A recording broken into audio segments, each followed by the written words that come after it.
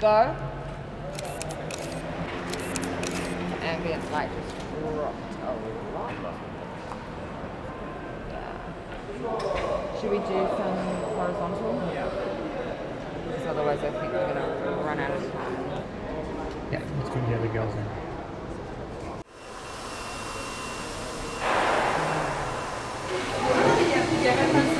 Very chilled. But as more as a little. Okay, so show me your positions. Alice, hands. When you come in, you're in the middle. Okay. Alice, come this way a little. Yeah. And go.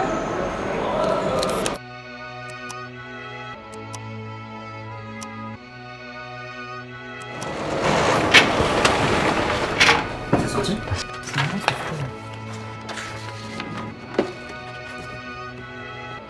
Je crois que c'était le dernier jour où la grande nef du musée était vide. Donc du coup, ils ont dû en profiter pour faire l'affiche. Ouais, d'accord. Ouais. Donc toute l'expo qui va avec.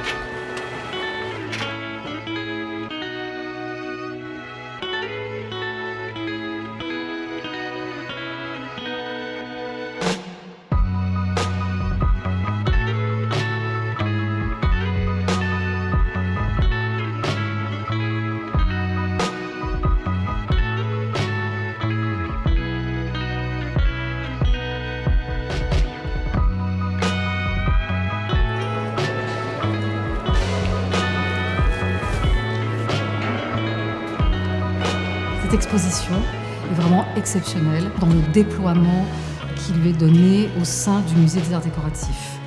C'est à peu près 3000 m² qui sont consacrés à cette exposition et tous les espaces d'exposition temporaire du musée ont été rassemblés pour former un seul et même espace. Certainement la plus grande exposition consacrée à un sujet de mode jamais organisée à Paris.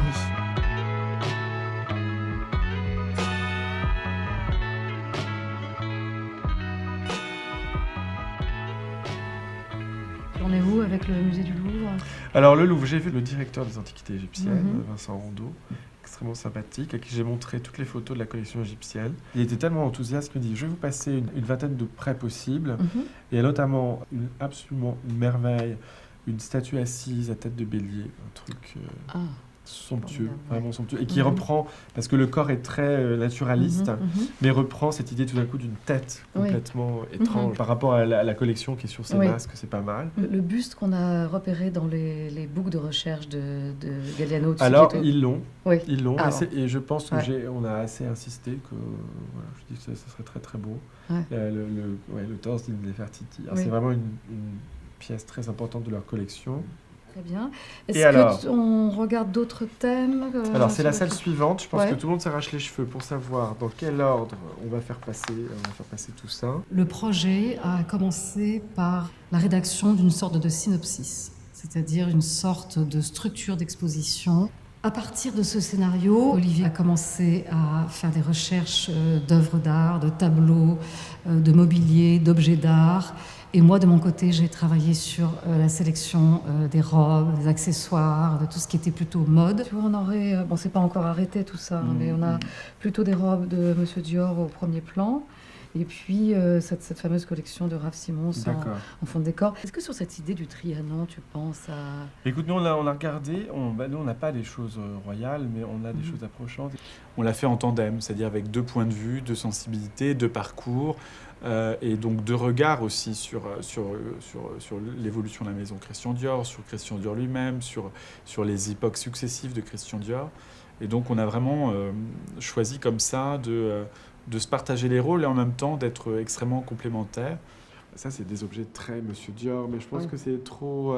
ça va capter trop l'attention. Je pense que le sujet, c'est aussi quand même la mode et le contexte de la mode. Mais on a dans nos collections plein de petits objets de parure, tu vois, ça peut être très vivant, petits nécessaires de couture en émail. C'était tellement le goût, un, de Monsieur Dior, deux, de ses clientes, quoi. Non, je suis pas inquiet. Christian Dior était très proche du musée des arts décoratifs. Il a appris sans doute beaucoup de choses sur les arts décoratifs et le monde textile à travers nos collections et nos expositions.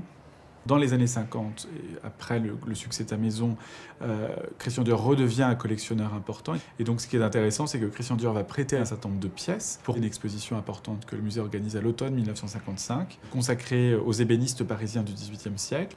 Et ce qui est encore plus extraordinaire, c'est que nous avons trouvé dans les archives du musée le fait que la direction du musée annonce aux rédacteurs et rédactrices en chef des journaux, des magazines de l'époque, qu'à l'occasion du vernissage de l'exposition, une présentation de modèles habillés par M. Christian Dior sera offerte au public du vernissage. Ce qui est, je crois, le premier cas de défilé de haute couture au sein d'un musée dans une exposition temporaire. Dans le cas de Dior, il y a toujours eu des liens très forts, très naturels du point de vue de l'histoire entre le musée et la maison.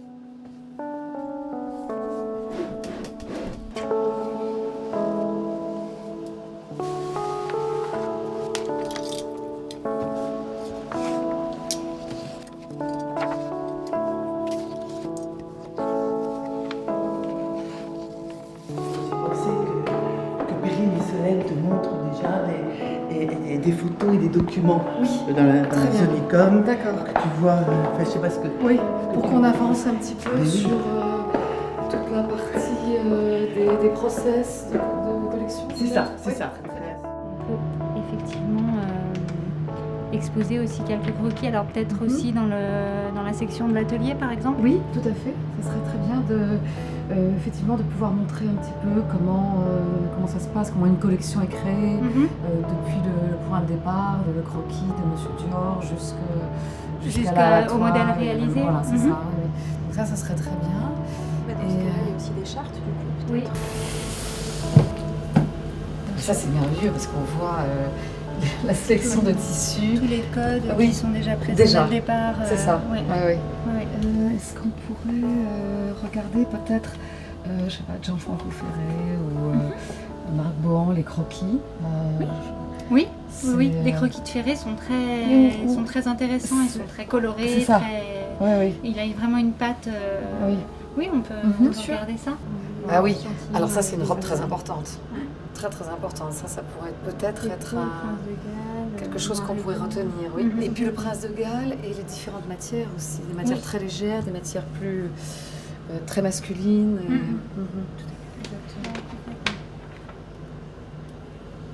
Tous les noms des mannequins et des numéros de passage. Donc on comprend aussi l'ordre de la collection, ouais. et comment la collection Tout à se fait. compose. Tout à Ouais. fait.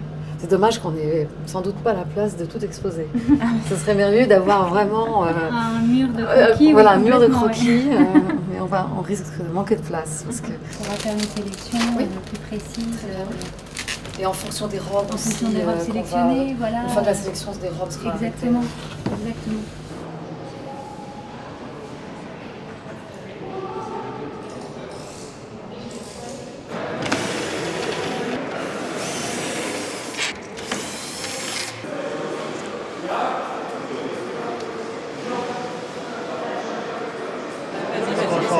Do we need someone here to hold in the middle? Or Ça peut être un plus, ouais. maybe you could, you know, make I'm not very strong, but still. Je parle français. I'm just the translator here. Non, mais c'est juste quand on m'a posé. Ouais, bien sûr. Je vais enlever mes doigts. T'enlèves tes doigts. Là, c'est bon? Ouais. Bah, c'est pour vous, hein. Bon, moi, je sais rien faire. Ouais. C'est une bénisse qui sort de sa coquille. 6 cm. C'est là que c'est. Aujourd'hui, nous avons été capables de fournir, entre guillemets, les arts déco grâce à nos propres pièces, mais aussi nous avions détecté où étaient les autres pièces, puisqu'il y a d'autres musées dans le monde qui en possèdent. Donc tout ça a permis de réunir plus de 300 robes.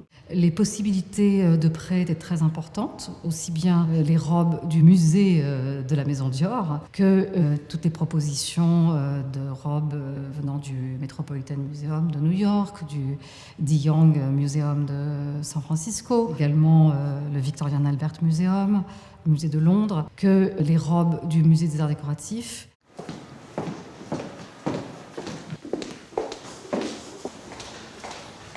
Au musée des arts décoratifs, on conserve environ 700 pièces liées à Dior, des accessoires, des robes. C'est un véritable chantier de restauration qui se met en place.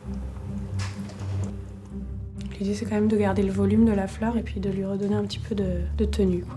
Elle était toute refermée, en fait. Et au lieu d'utiliser de la chaleur qui casse les fibres et qui accélère en fait les réactions chimiques de dégradation, on utilise des techniques à froid. C'est des ultrasons qui transforment l'eau liquide en micro-gouttelettes. Le patrimoine textile, c'est quasiment ce qu'il y a de plus fragile et ce qu'il y a de plus compliqué à exposer. Spatule de chirurgie, scalpel. On va voir dans le domaine chirurgical, on va voir dans le domaine de la couture, on va voir dans le domaine scientifique. On va aller emprunter à gauche, à droite des choses où tout d'un coup on se dit tiens, ça pourrait accompagner mon geste. On utilise aussi des plaques de verre quand on a la possibilité de travailler à plat pour maintenir le tissu, la position dans laquelle on a choisi de le mettre. Il y a des petits trous qui sont apparus et donc ça s'est dégradé. Et si on ne fait rien, ça va s'amplifier. L'objectif, c'est de pouvoir présenter ces pièces aujourd'hui, mais on doit être aussi garant de pouvoir les présenter dans un siècle, dans 2 siècles. Et ça, c'est la mission du musée, c'est transmettre et conserver. Et parfois, c'est un petit peu en contradiction. Là, j'ai 66 de tour de taille. Moi, j'aime bien dire que les restaurateurs sont un peu on appelle ça des philologues. La restauration, c'est aussi un moment d'observation privilégiée d'une œuvre. C'est un moment où on va regarder, on va prendre des mesures. Et ça apporte un regard évidemment complémentaire, précieux pour connaître les caractéristiques d'une collection. Moi, j'ai bien aimé travailler sur le tailleur bar pour donner le volume des hanches, donc cette espèce de basque, cette silhouette qui est caractéristique du New Look. On a vraiment à l'intérieur comme des petits coussins, des petits paddings qui vont venir enfler cette zone-là. Donc c'est marrant de voir et de comprendre les trucs. Le tailleur bar est un emblème, pas seulement de la maison Dior, mais de toute l'histoire de la couture et de la mode, et on pourrait dire du costume. C'est très rare dans l'histoire de la mode, un moment où il y a une rupture aussi définitive, une révolution qui se déploie en une collection. C'est rarissime, il n'y a quasiment pas d'autres exemples.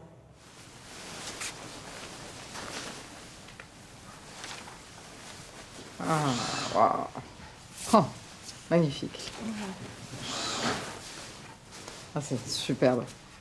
Le tailleur bar, c'est véritablement le manifeste du New Look.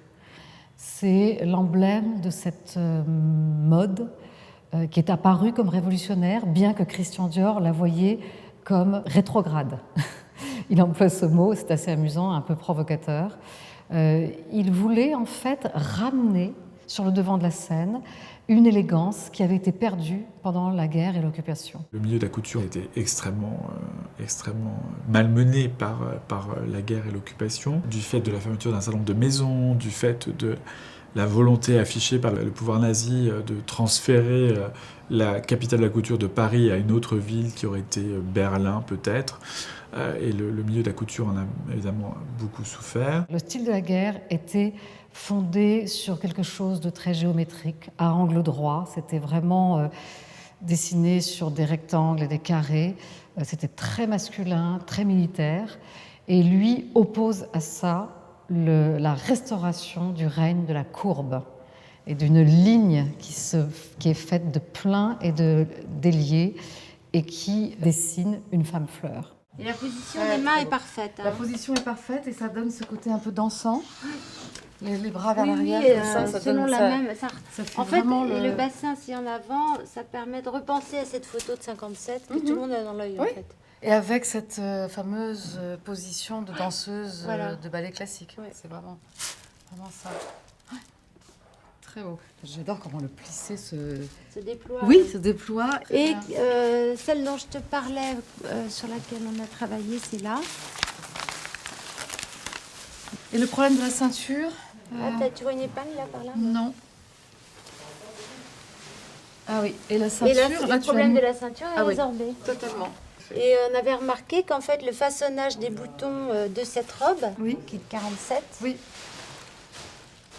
c'est ça. c'est la même chose que C'est ça. Ah oui. C'est des boutons recouverts.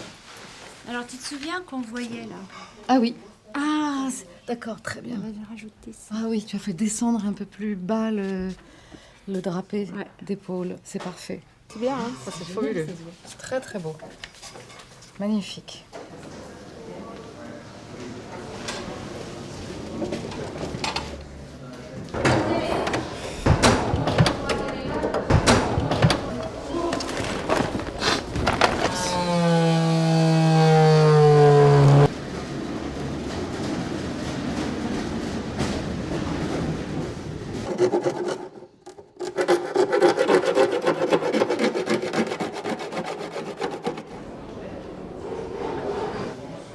Le mannequinage est vraiment une adaptation du corps au vêtement et non pas du vêtement au corps. Au moment du mannequinage, il y a du padding, il y a de l'ajout de volume pour essayer de restituer la silhouette d'origine.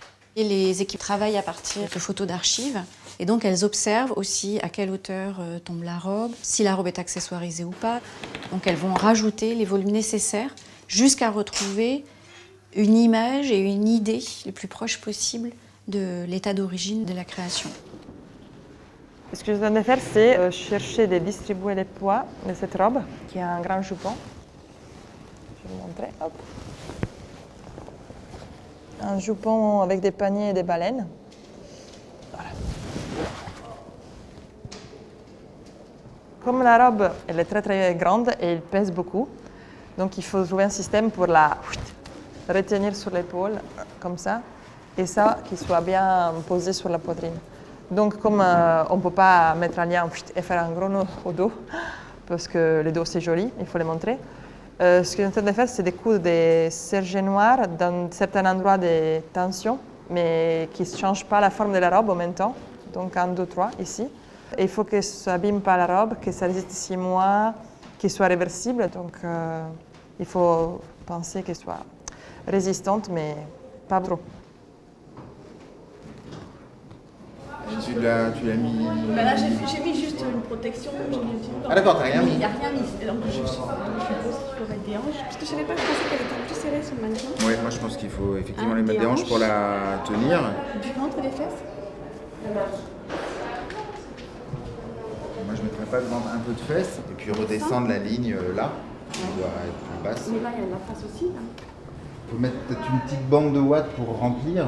Droite. Mais faut pas, ouais, mais droite, faut pas qu'elle ait de poitrine dessinée. Oui. Il faut bien lui mettre des hanches et des Mais fesses là, pour la stabiliser, ouais. C'est un travail de sculpteur en fait. Il y a cet énorme travail de mise en valeur des robes et cette tentative, je dirais un peu désespérée, de se rapprocher de la magie du défilé et de la magie d'une robe portée par un mannequin vivant. On a vu qu'on avait 3 types de mannequins. On a les mannequins couturières, comme celui-là, sur mesure.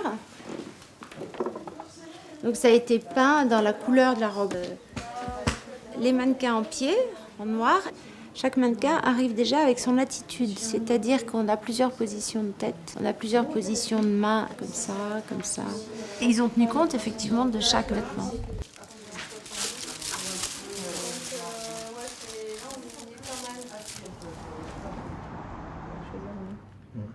Et donc Olivier Gabé et Florence Muller, vous leur avez Oui, peint bah toute la justement, sélection. Florence, elle avait initié l'idée de commencer par le blanc, justement, pour commencer par les toiles, et d'aller ensuite vers la couleur.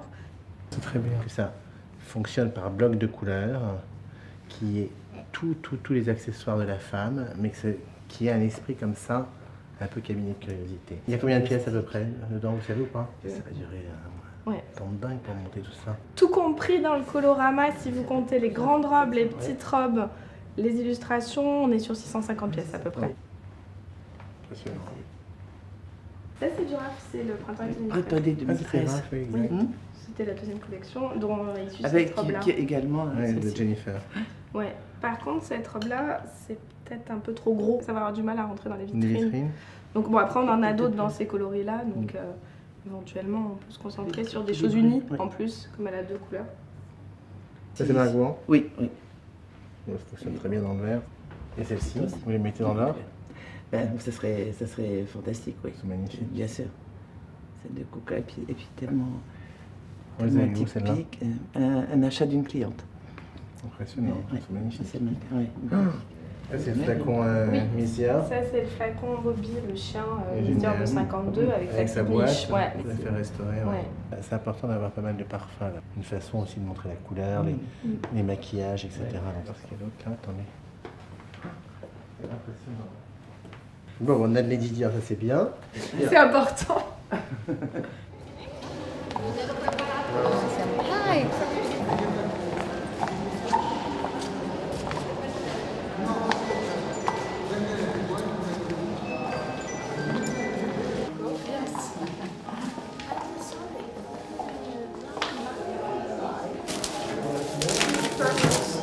Vedi Saint Laurent?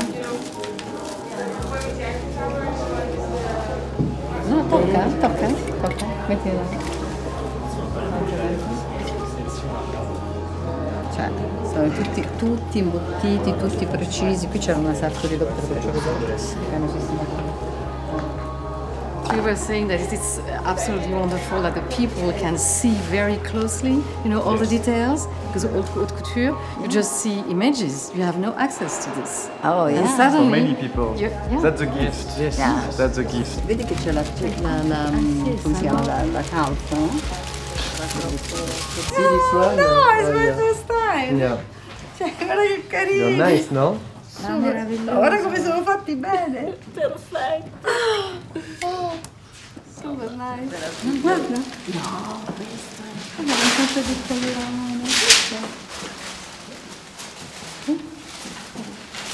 Tutto preciso, vedi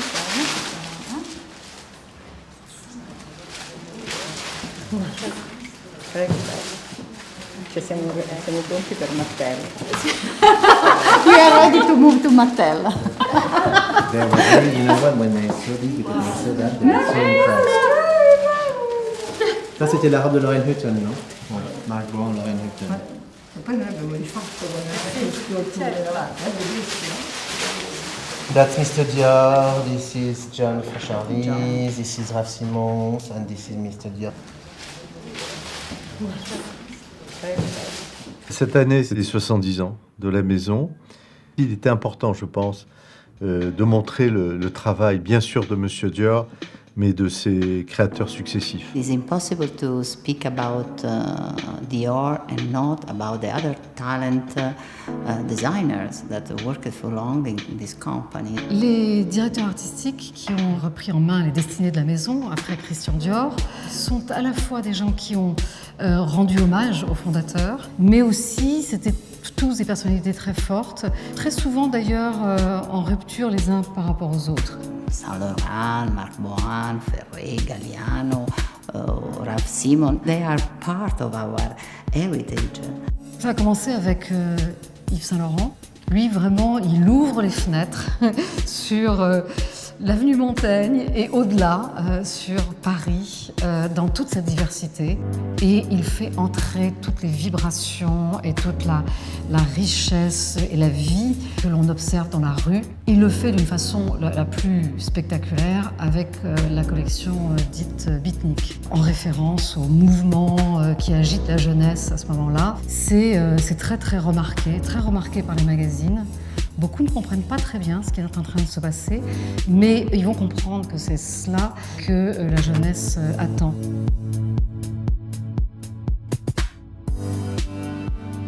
Quand Marc Bohan arrive, c'est le début des années 60 et Marc Bohan se présente comme quelqu'un qui va créer en fonction du désir des femmes. Sa première collection qu'il signe pour la maison Dior, le Slim Look, le dit, mais littéralement.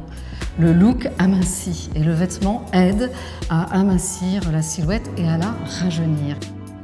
Il le dit d'ailleurs dans les interviews, il dit au fond, je fais une forme de nouveau classicisme. Et dans le contexte de l'époque, ça passe presque pour une provocation. Une des idées dominantes de la fin des années 70 et des années 80, c'est tout le mouvement post-punk. Prendre cette position de classique, c'est assez risqué. Les jeunes femmes qui vont par exemple au bain-douche peuvent tout d'un coup arriver habillées avec un petit tailleur hyper strict, presque par opposition, par provocation. Au lieu d'arriver en post-punk, Eh bien, on arrive tiré à la carte épingle avec un petit collier de perles. C'est vraiment une attitude très rock.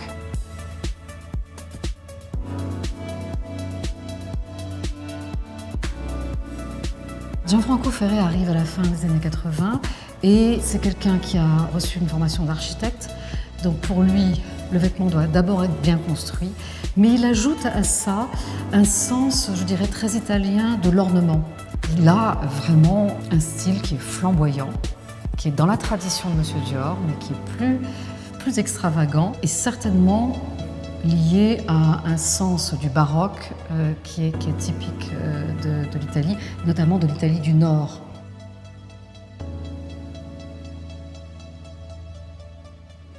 Les croquis, on les a montés avec des points photos très simplement D'accord. sur des cartons neutres. Très bien. Et donc il y a un bord tournant. Donc là, et il y a un bord tournant de 2 mm qui permet de le fixer sur un support. Donc on peut prévoir ça aussi. Et alors là, pareil, il y a une question de choix. J'ai préféré garder une marge. Oui, pour pas que ça puisse rentrer en contact avec la peinture lumière. Ouais. C'est le seul qui est comme ça. C'est qu'on peut penser que ça fait partie du document d'origine. Est-ce qu'on peut découper ça à la forme? Ouais. On peut. Ouais.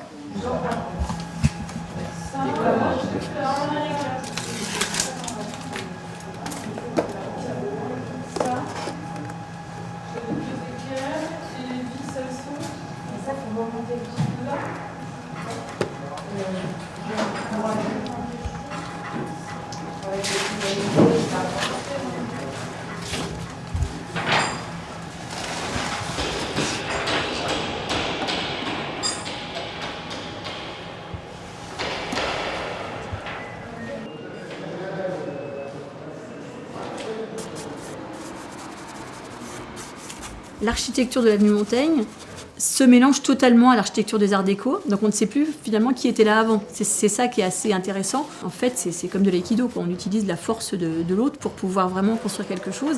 Et là, on le sentait avec cet escalier qu'on pouvait faire quelque chose.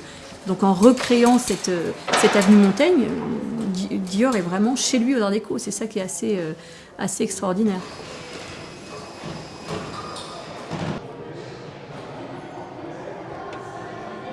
La scénographie des Arts déco oriente le placement des thématiques puisque les espaces qu'on a à disposition sont radicalement différents et que du coup il faut trouver un petit peu comment les utiliser à leur juste mesure. Dans les espaces, les thématiques se sont réparties grâce à l'architecture. Je pense que cette exposition, si on la fait ailleurs, elle serait complètement différente puisque l'architecture serait complètement différente. Là, on utilise le lieu comme une force. Je pense que ça, c'est vraiment le point d'entrée pour la scénographie. On est dans une progression, on est dans un scénario et à chaque fois il y a des rebondissements. Donc chaque salle finalement est un rebondissement par rapport à l'autre parce qu'il faut tenir le visiteur en haleine et chaque salle invite finalement à aller voir autre chose. Et puis on a travaillé avec la Méduse parce qu'on avait envie aussi de donner un petit peu de vie à tout ça. On travaille très très souvent ensemble et on a travaillé pendant presque un an à faire des projets, des conceptions. L'audiovisuel peut amener une dynamique dans des robes qui là sont présentées de façon statique, alors que ce qui fait aussi leur vie, c'est d'être portées. Donc on s'est dit, travailler sur l'architecture égale mapping. Première chose, on va transformer la nef des arts décoratifs, une nef 19e siècle, en Versailles, en galerie des glaces. On a 16 énormes projecteurs dans la nef, chacun diffuse un bout de film, donc il faut tout caler extrêmement précisément à l'architecture. Il y a un aspect de conception artistique et créative, mais qui est liée à une partie de conception technique. Et dans nos métiers, le dialogue entre la technique et l'artistique est très important. C'est important de choisir l'équipement pour que le film soit le mieux possible. Voilà, le mieux diffusé, le plus grand ou le plus petit. C'est toujours du sur-mesure en fait. On s'est dit, ce qui est intéressant, ça serait peut-être d'habiller cette nef au même titre que Dior habille les femmes pour le bal et les magnifie. Donc on va travailler sur l'architecture. Donc c'est une nuit de bal dans la nef. L'audiovisuel, je dirais, aide à donner cette vie qui manque un peu aux robes quand on les pose sur des mannequins. Et en même temps, avec toujours cette difficulté qui nous intéresse particulièrement, qui est de respecter un contenu et de mettre en valeur ce que le commissaire d'exposition veut mettre en valeur. L'audiovisuel ou la scénographie, c'est pas du premier plan, c'est un écrin.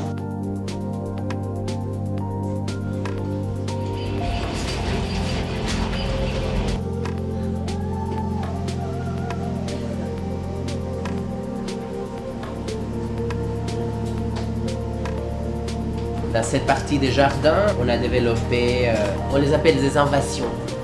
Ce sont des différents types de végétation présents dans les jardins de Monsieur Dior. Le travail manuel, il faut bien traiter chaque morceau de papier et le plier pour lui donner le volume. Je pense que Christian Dior aimait la ville. C'était un Parisien, certainement, mais c'était quelqu'un qui avait besoin de la nature pour se ressourcer. Il y a des photos d'ailleurs qui le montrent, installé dans son jardin, en train de dessiner ses petits croquis et qu'il va ensuite ramener à Paris dans les ateliers. Donc il a besoin à la fois de la ville, mais au moment où il dessine, il a besoin de faire le vide et de sentir cette nature autour de lui pour créer sa collection.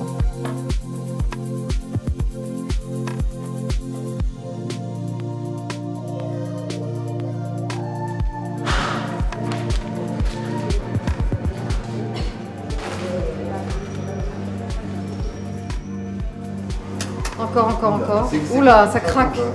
Elle est certainement déstabilisée par parce que le bout des pieds a été coupé et remonté dans les chaussons de danse pour qu'il y ait le... Comment elle se tient réellement? Oui, c'est ça. C'est ça sa posture, oui. Exactement. Moi j'ai l'impression que le chausson est de travers là. Il va peut-être falloir l'installer à partir du pied et fixer la pointe du chausson dans une structure qu'il a... Parce que là, le geste est très étrange. Enfin, la position des jambes est très étrange. Non, parce que c'est là...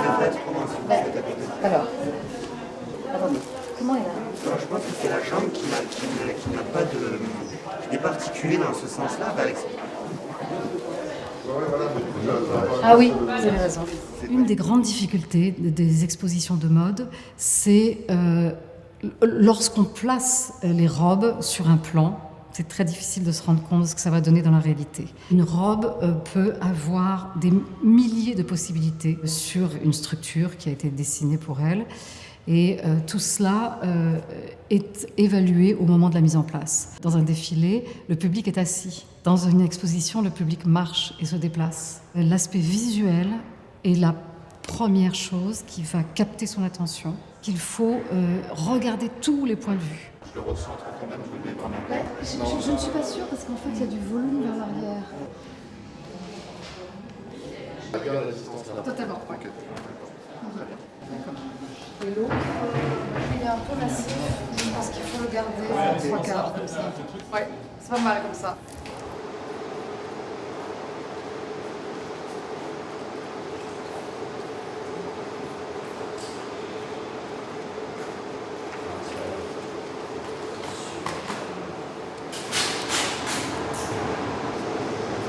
Pas couper l'image, on va remonter un peu. Ah oui, d'accord. On ne va pas remonter beaucoup parce que des fois on les contraint. D'accord. Voilà. Bon, il faut penser aux chaises roulantes, malheureusement ça va être compliqué. C'est quand on est assis. Oui. Ça fait Même ça. quand tu veux lire le document, malgré tout tu te rapproches. Tu te rapproches. C'est un peu un choix parce que quand tu te rapproches, du coup tu vois la différence. Mais quel choix adopter? Est-ce qu'on privilégie la vision en contre-plongée ou est-ce qu'on privilégie l'espace de vision vers le bas, quoi? Pour les textes, il faut absolument qu'on puisse les lire. C'est très agaçant de ne pas pouvoir les lire. Donc, moi, je pense qu'il faut être le plus serré possible. Le plus serré possible. Ah oui. Une visite, ça prend entre 1 heure et 2 heures. Et le visiteur peut être fatigué au bout d'un moment. Donc, il faut vraiment penser à ça. Il faut absolument que sa curiosité soit sollicitée et qu'il se pose des questions et qu'il trouve des réponses.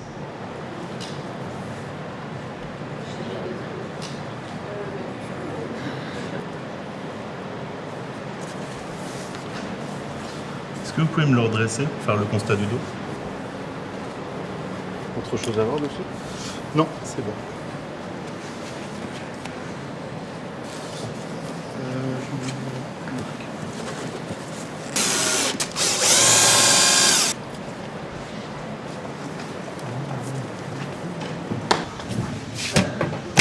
C'est bon.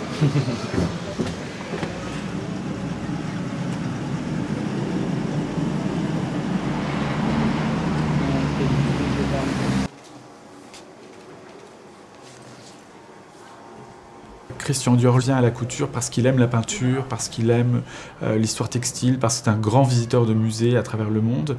Et c'est ça qui le singularise, je crois, très fortement, et qui en fait un vrai sujet de musée aussi aujourd'hui, en 2017. Alors, je me place. Vas-y, de mon côté, c'est good. On a fait appel à d'abord les musées français, au musée du Louvre, au musée d'Orsay, au musée du Jeu de Paume, le musée Picasso, le musée national d'art moderne, le centre Georges Pompidou, le musée de Versailles aussi. Alors, je pense qu'il faut... Allez, on y va. Plus près du podium, à l'aplomb du podium, est-ce que c'est idiot ou pas? Là c'est un peu trop sur le podium, oui. Voilà, c'est mieux par rapport au boîtier. Hein? C'est mieux, hein? Depuis Monsieur Dior jusqu'à aujourd'hui, ce dialogue avec l'art est extrêmement étroit, très riche, presque consubstantiel à l'image qu'on se fait aussi de la maison Christian Dior et des créations de couture de la maison depuis Monsieur Dior. C'est pas juste un plaquage publicitaire ou finalement une sorte de garantie comme ça de bon goût. L'idée n'est pas de dire que la mode est intéressante parce qu'elle est inspirée par l'art ou que l'art inspire la mode. C'est voilà, comment, quelquefois des décennies, des siècles de distance, voire des millénaires, le principe actif d'une œuvre d'art peut avoir sa réinterprétation dans le domaine de la couture. C'est vraiment l'idée que chacun a sa place. Et pour moi, il n'y a pas de hiérarchie. Je pense qu'une création de haute couture aujourd'hui, c'est pour ça qu'elles sont dans un musée, sont au niveau d'une très belle œuvre de peinture ou d'une grande pièce d'antiquité.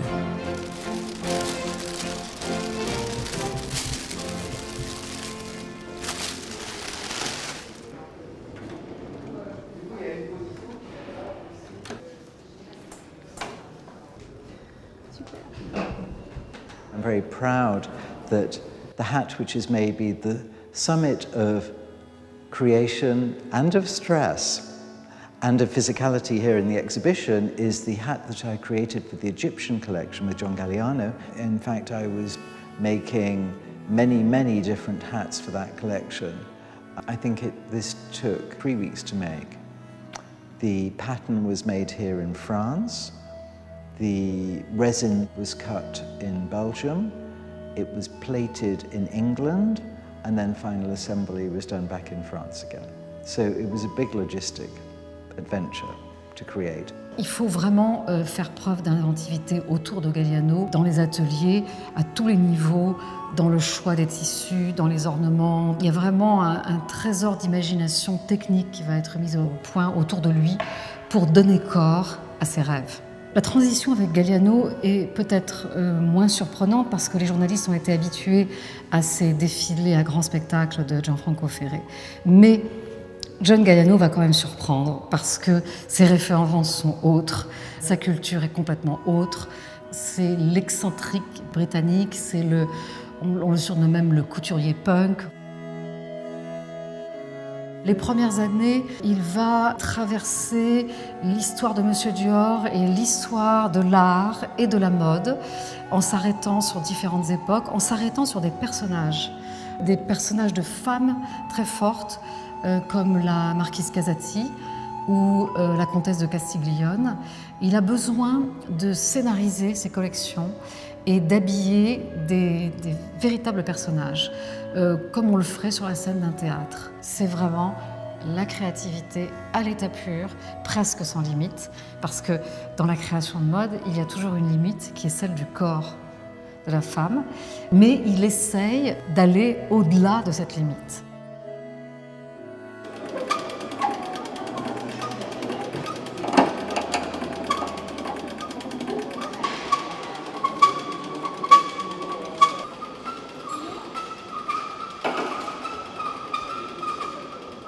Je pense qu'il y avait au départ à peu près un millier de pièces, en tout cas du côté de la mode. Et on a réduit jusqu'à arriver au chiffre d'environ 300 robes. Cette sélection n'est pas complètement terminée. Au moment où on installe l'exposition, il y a encore un editing qui se fait et qui permet d'ajuster les choses et de faire évoluer la sélection au cours du montage. Est-ce que dans cette collection, ce serait pas plus intéressant d'avoir une forme beaucoup plus accentuée qui évoque les paniers, Bien, alors, avec on en a, des volumes on en a sur les... d'autres.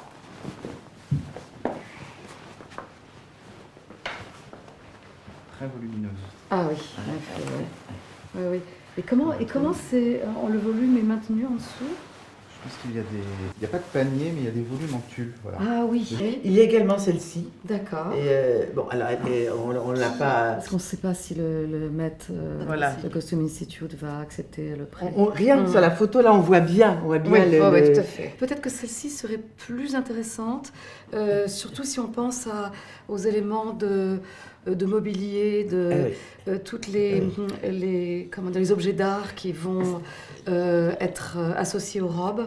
Tout à fait. Qui jouent beaucoup avec les dorures. Ah oui, là, ça va être magnifique parce qu'on va très avoir bien. à la fois une thématique qui cite en fait les grandes robes de cour à panier, très, très volumineuses, et puis par ailleurs les robes de simplicité que la reine et ses amis portaient à Trianon.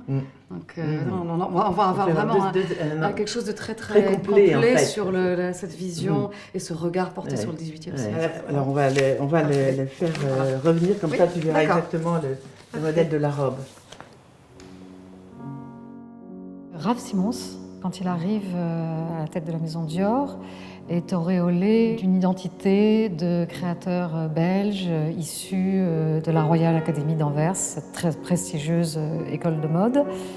C'est en fait quelqu'un qui a été perçu beaucoup par les journalistes comme un minimaliste, mais en fait c'est très très réducteur parce que ce n'est pas que cela. La collection qu'il dessine en hommage au XVIIIe siècle est tout à fait exemplaire dans la façon dont on peut relire l'histoire, sans aller vers le costume.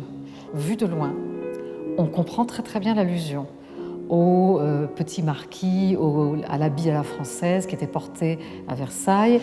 Cette idée du XVIIIe siècle lui a donné une impulsion pour rechercher des coupes qui n'ont absolument rien à voir avec cette époque. La structuration du vêtement, par exemple, dans les robes à panier, qui vient amincir le buste. Dans les habits d'hommes, c'est la même chose. L'habit se dégage et est porté sur un pull à col roulé avec des pantalons noirs.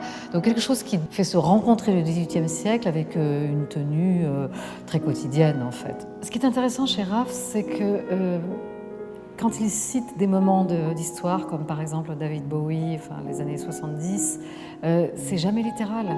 C'est toujours quelque chose qu'on doit comprendre, qu'on doit analyser. Il garde quelques éléments qu'il transpose dans sa propre sensibilité. Ça montre comment on peut créer une haute couture très nourrie d'histoire et de culture, et en même temps très contemporaine.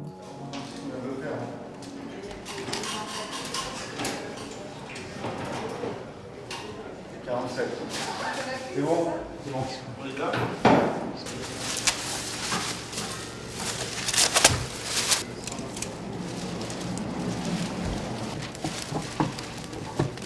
Tourne-le. Vérifie pour moi, s'il te plaît. Là.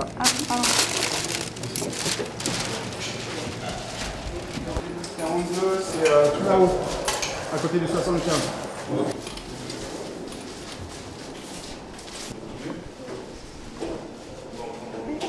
Faut vraiment qu'elle soit toute avec les épaules vraiment hyper face. Ouais. Tu vois là par exemple on voit qu'Armani elle est pas face là. Elles sont face et elle est un peu. Faut vraiment qu'elle soit hyper droite toute. Okay. Hyper frontale. Merci.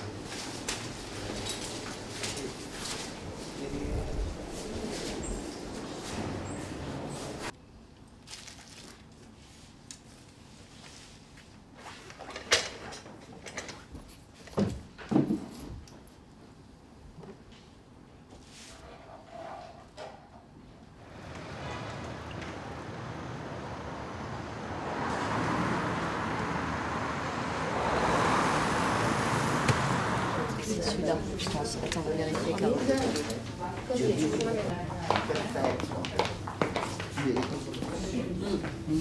Secondo me, I think it's nice that we see this kind of, that we see something black and grey like the skirt and the white. Cioè, si deve un po' più capire. Elle veut plus retrouver cet effet-là cioè, a blocchi. Couture for me is timeless in any case. Couture speak about craftsmanship, it has to be more dreaming. You have to maintain the same quality, the same value. We are couture house. I never forget it. But at the same time, it's different, the audience. I think when people look at this exhibition, they will see the different types of expression of the human being through the ages. For example, just after the war, Monsieur Dior created fantasy clothes. He loved the idea of formality, this idea of dressing up. It was beautifully romantic and just exactly what women wanted to have. And it's very interesting to see how that has changed all the way through to Maria Grazia now. I think that the look is a sign of our heritage, but at the same time, it's important to renovate it also because the style of life is completely different than in 50. Those essences of what he proposed at the very beginning are still true now. What we don't have is we don't have that formality. Clothes have an ease and an appropriateness for a modern lifestyle. Honestly, today I think that it's not possible to speak only about clothes. We are speaking about women, person. My dialogue is with my time, and so I think it's very important to express we are all different, and we have to support the people to find a way to describe themselves.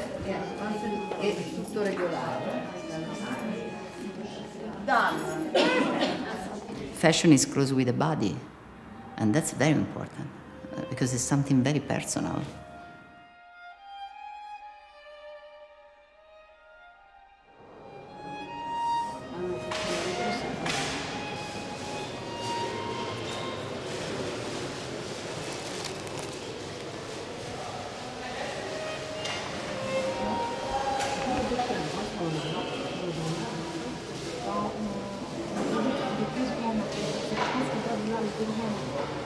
Il y a des mannequins qui sont de travers. Ça, j'ai vu par-ci par-là. Chez Razad est de travers, ça c'est sûr. Ah bon? Ah ouais, elle est vraiment de travers. Alors. Ah, pas mal. Un peu moins? Est-ce qu'on peut mettre le chapeau d'aplomb? Je voudrais juste le voir d'aplomb. Plus penché.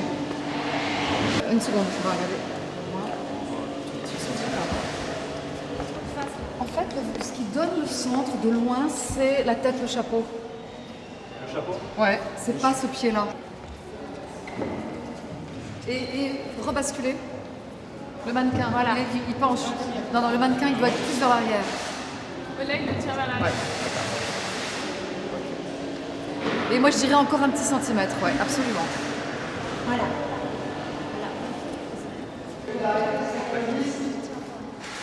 C'est bien. On y va? Je pense qu'on y va. On le refait pas demain matin. Non, on le refait pas. Ouais. C'est bien, hein? C'est fabuleux. C'est bon, on a l'expo, puisqu'on a la touche. C'est parfait. Ça fonctionne pas mal, non? Ouais, c'est pas mal. Non, les arts déco, ils étaient contents. On fait encore des tests sur la typo. Super.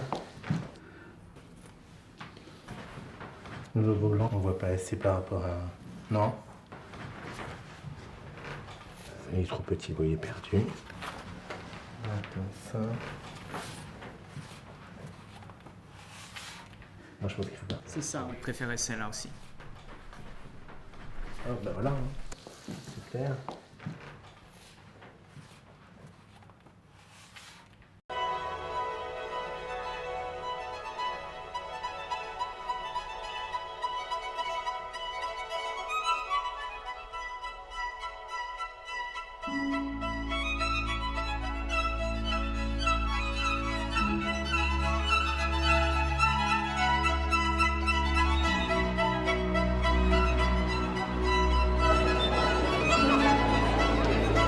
musée des Arts Décoratifs est très heureux de vous accueillir pour célébrer Christian Dior. Tout ce travail des couturières, de celles et ceux qui travaillent les plumes, les perles, qui sont aujourd'hui des savoir-faire recherchés partout dans le monde. En tant que maire de Paris, je ne peux que vous dire merci.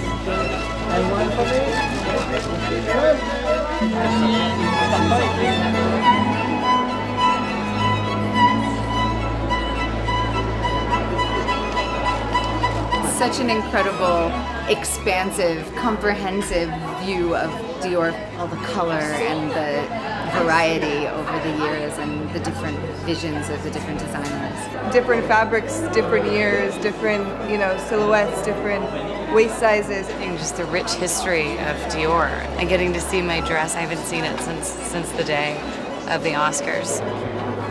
L'histoire de cette maison qui a marqué non seulement toute une époque, mais qui continue à imprégner sa vision. Et alors là, vous avez une robe quand même, qui s'appelle Monaco. Et puis bien sûr, les liens entre ma famille et la maison Dior sont évoqués de façon très, très discrète, mais de belle façon. C'est mieux que les manèges, quoi. C'est un truc... on sait plus. Moi, je peux rester des heures et refaire un tour. Je vais revenir, je pense. C'est comme un peu syndrome de Stendhal, il faut que je te dise. Je suis un peu en choc. Ça, c'est la robe dans laquelle j'aimerais me marier, s'il y a preneur. Et toutes ces robes, corolles gigantesques, longues. Je sais que c'est un peu désuet d'utiliser ce mot, mais vraiment, c'est une modernité féroce. With a crocodile dress, but in the exhibition it's kind of a Egyptian dog on the top. It's kind of incredible. I don't know, I'm so bad at talking about this.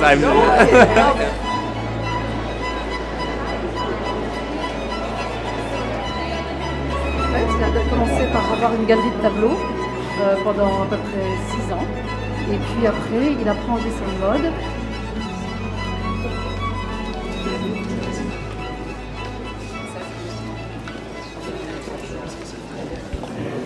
Florence qui est avec nous depuis de nombreuses années.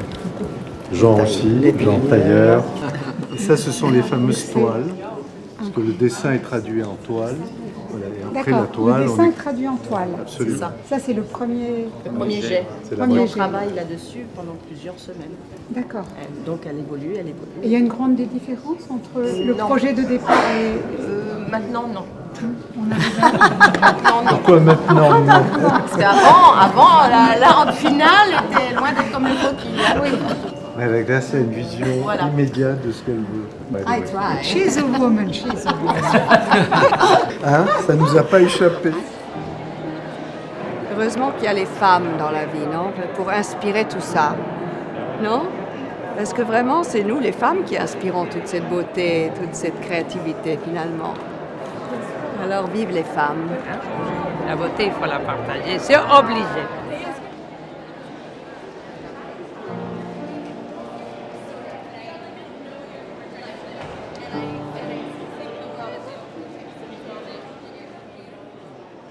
Moi, j'ai vraiment la sensation, quand je travaille sur une grande exposition comme ça, de travailler dans le contexte d'un tournage de film. C'est exactement ça. La diversité des professions qui sont nécessaires pour concourir à cette œuvre commune est absolument impressionnante.